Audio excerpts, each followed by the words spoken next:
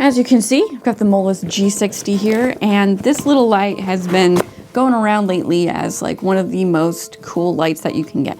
And I bought it a few weeks ago to use it and obviously eventually review it here for the channel and for everybody. I have been so busy lately that I just haven't had the time to put all the work and effort into my normal, typical type of review. Instead of never getting something out, I've decided I'm just going to put this together for you, share my thoughts, the pros, the cons, and all that sort of stuff. And it might not be as fancy as I normally do it. So, starting off with what actually comes with this when you buy it. So, it obviously comes inside of a case. Of course, you get the little tiny light.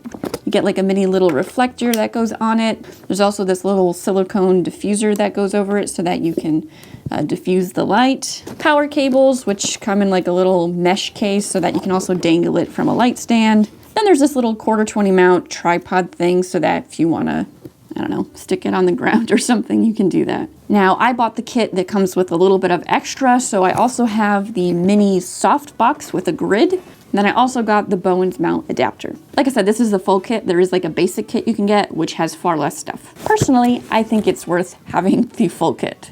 So now that you know what it comes with, let me just share the features real quick. So this little light is equipped with quite a few features, one of which is one of my favorites in a light, and that is studio mode. That means that whenever you just plug and supply power to it, you don't have to actually hit the power button, it just turns on. This thing is also bicolor from 2700 Kelvin all the way up to 6500 Kelvin. Obviously it's really basic. This one controls the power, this one controls the Kelvin temperature. If you hold the power one in, you get to choose from live or normal mode. And that's the studio mode, live mode.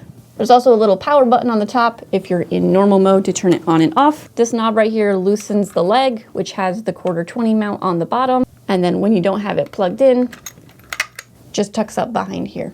So beside the studio mode, bicolor, and that 1/4 mount, on the right side, a USB-C port so that you can power this using a power bank or anything you like via USB-C. It is worth pointing out on the Bowens mount adapter, which I highly recommend you get, there is an umbrella mount so that there's a cheap diffusion option for you, especially if you're not interested in using this little like silicone dome on the reflector. Another feature is that this is actually controllable via an app, and the app is actually fairly decent. When it comes to using it, I have not been able to even use it all the ways that you could possibly use it. That little 1/4 mount is a smart decision for this light because it allows you to do so many things, and because of its size and weight, you can mount it pretty much anywhere you want. So good for tight situations where it's so hard to get normal lights in there. But you might be wondering, does this actually look good when you're using it on someone's face? So I did a little test and comparison. So here you go, you can decide for yourself if you like it.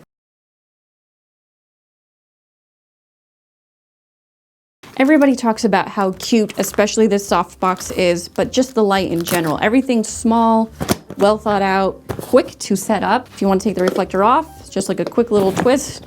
And you take this and take your softbox and twist it on. And then you've got a slightly larger softbox comparatively. But even then, the size factor for this, I mean, it's not taking up very much space.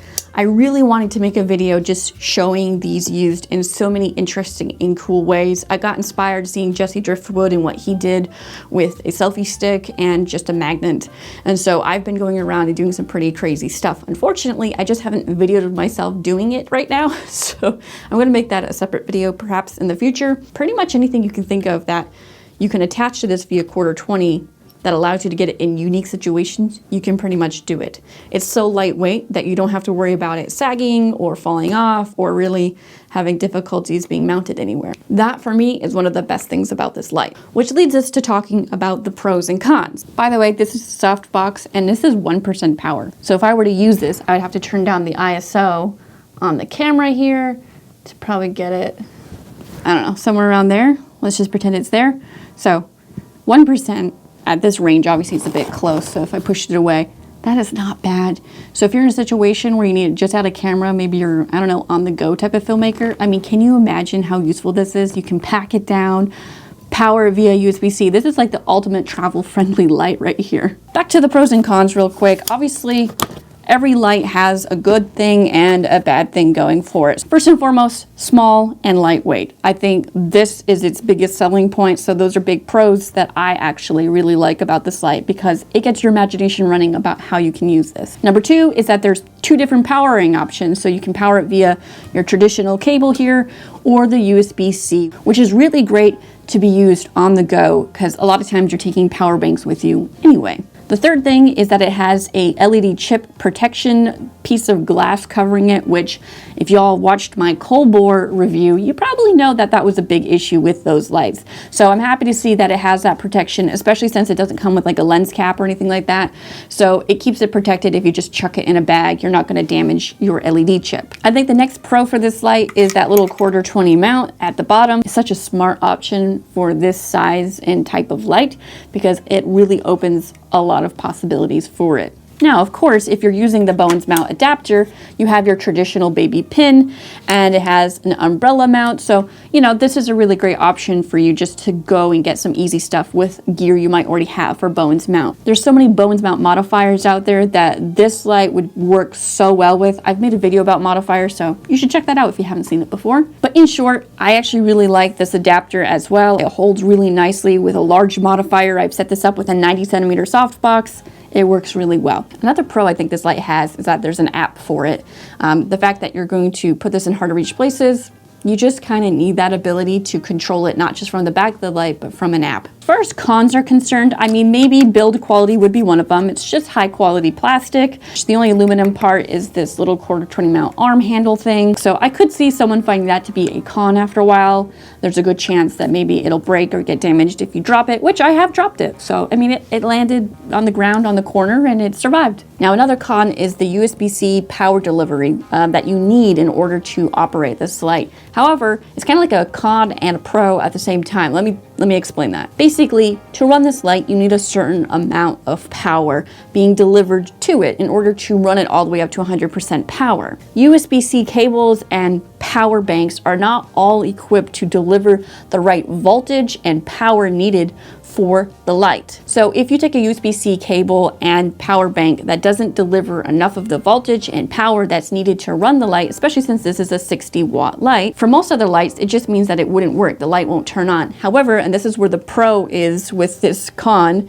is that you can actually use any of your USB-C cables that you have. I used quite a few testing it out. When you plug them in, they don't deliver enough voltage or power. However, the light will still let you turn it on and operate it and turn it up as far as it will go. So it's kind of like a smart port where it reads the cable and what it's delivering and then just won't let you push past it on the light. For example, one of the cables I used wouldn't let me push the light past like 15% power, but it still let me use the light. I think this is really great and smart because it allows you that in those situations where you forget the right cable, you misplaced it, and you need to use what you have, it at least lets you use something. To me, this is great. It kind of lets you have that like moment of, well, at least I still have a light versus no light. Now, there could be one more con for this light, and that would probably be the price tag, especially on the full kit. It's about $300. I don't actually mind that price tag, especially since you're getting so many little things that come along with it to make it a better light and more versatile and adaptable. Would I like it cheaper? Yeah, of course. But I do think they put a lot of intentionality behind the things that they created. They feel well thought out. They don't feel like they were just chucked together. And so for me, that price tag, I can understand it. I myself spent the money, so, you know, I do get that $300 is a bit pricey for a 60-watt light when there are ones that cost half as much out there. Those ones are not as small, as lightweight, and as versatile, in my opinion. If you've been around my channel long enough, you know I'm not much of a hype person. I like to be kind of reasonable and go, yeah, it's good, or no, it's not. And I've shared those things with you before. My opinion about this light is that it's a really great light. The whole thing can be stuffed inside your pocket, or, I mean, honestly, look at this. This looks like a lunch bag. For me, this light gets me a little excited because I look at it going, there's so many possibilities with this. Maybe it's because I'm a reviewer and I see the same thing over and over again. And sometimes it feels like lights are just being copied and pasted and they chuck a different logo on it. and they don't seem to be very innovative. So maybe that's what I like about this, is that it feels a little bit innovative. I know you might be looking for light readings on this. I'm not going to do it this time. Like I said, a little busy, but it's a great light. And there are plenty of other reviews out there that have covered some of those details I am not covering in this video today. But I have a feeling that the more I use this, the more I'm going to want to show you what I'm doing with it. So there might be another video down the line. So that's it for me. Hopefully this was interesting, helpful, whatever. I'm going to link it down in the description. If you use that, it does support the channel. So thank you for using that if you do, to buy this light or anything pretty much anywhere. Thanks for watching the video, and I'll see you next time.